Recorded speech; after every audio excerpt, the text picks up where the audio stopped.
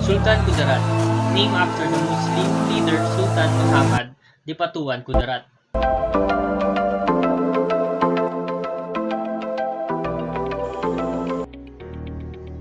The province, it is bounded on the north with the province of Maguindanao and Cotabato, on the south base of Cotabato, on the east of the Davao del Sur, and on west of Celebes Sea.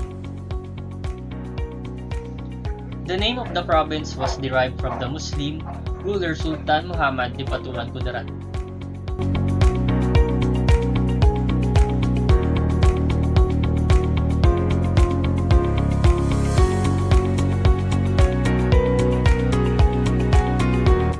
Sultan Kudarat consists of 12 municipalities: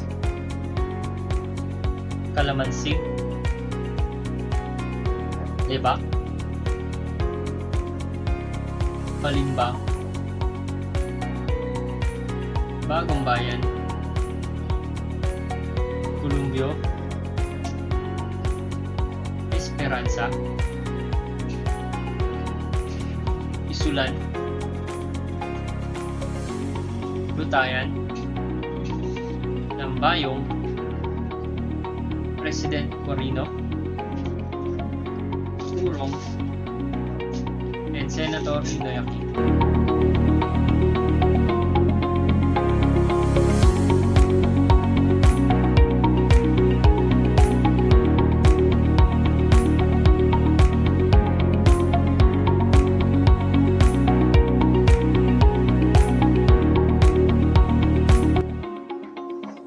Other important economic activities are cottage and industries such as rattan and wood crops.